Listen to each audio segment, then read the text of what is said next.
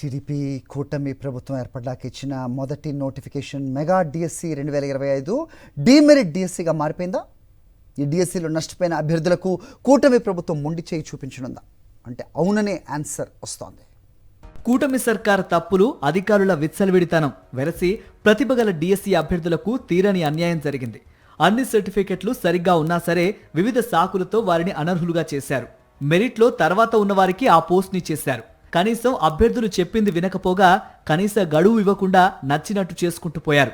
తీరా డిఎస్సి అభ్యర్థులు తమ సర్టిఫికెట్లన్నీ సక్రమమే అని ఆయా శాఖల నుంచి పత్రాలు తెచ్చుకున్నా అంతా అయిపోయిందంటూ చేతులెత్తేశారు. దీంతో దాదాపు 5-6 ఏళ్ల కాలం పాటు డిఎస్సి కోసమే కష్టపడి చదివి పరీక్షల్లో మెరిట్ సాధించిన వారికి తీవ్ర అన్యాయమే జరిగింది.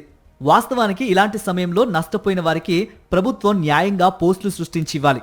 కానీ కూటమి ప్రభుత్వం మాత్రం మరో డిఎస్సిలో ప్రయత్నించండి అన్నట్టుగా వ్యవహరిస్తోంది.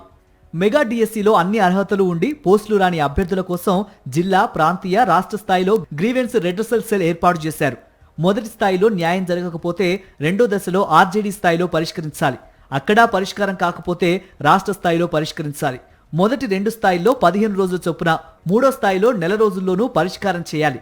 కానీ కింది స్థాయిలో ఒక్కటి పరిష్కరించిన దాఖలాలు లేవు.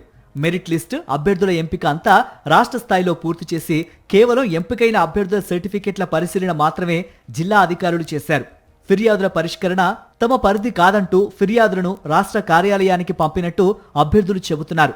రాష్ట్ర స్థాయి పరిష్కార వేదికలో అభ్యర్థులకు న్యాయం జరగలేదని ఆవేదన వ్యక్తం చేస్తున్నారు.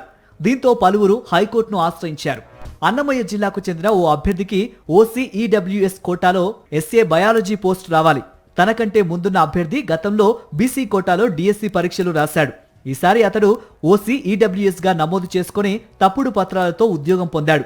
బాధిత అభ్యర్థి ఆధారాలతో పాఠశాల విద్యాశాఖ రాష్ట్ర కార్యాలయంలోని గ్రీవెన్స్ సెల్లో ఫిర్యాదు చేయగా అవమానకరంగా మాట్లాడడం కూటమి ప్రభుత్వ తీరును తెలియపరుస్తోంది.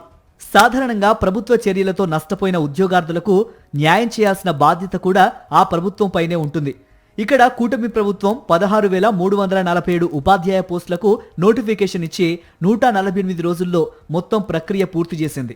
ఇందులో 15,941 పోస్టులను తప్పుల తడకగా భర్తీ చేసి మిగిలిన 406 పోస్టులను క్యారీ ఫార్వర్డ్ కింద మరో నోటిఫికేషన్ కు బదిలీ చేశారు.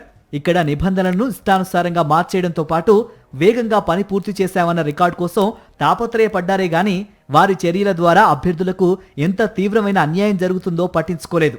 నష్టపోయిన అభ్యర్థులు హైకోర్టును ఆశ్రయించి తమ నిజాయితీని నిరూపించుకున్నారు. వెంటనే వారికి ఉద్యోగాలు ఇవ్వాల్సిందిగా హైకోర్టు ఆదేశించింది. కానీ అప్పటికే పోస్టుల భర్తీ పూర్తయిపోయిందని, ఆయా స్థానాల్లో మరొకరికి పోస్టింగ్ ఇచ్చేశామని చెప్పటం విడ్డూరం.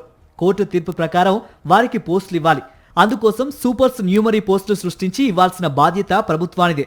కానీ అన్యాయం జరిగిన వారికి ఉద్యోగాలు ఇచ్చేందుకు చంద్రబాబు సర్కార్ అంగీకరించడం లేదు. దీనివల్ల ప్రతిభగల అభ్యర్థులు నష్టపోవటం ఖాయంగా కనిపిస్తోంది.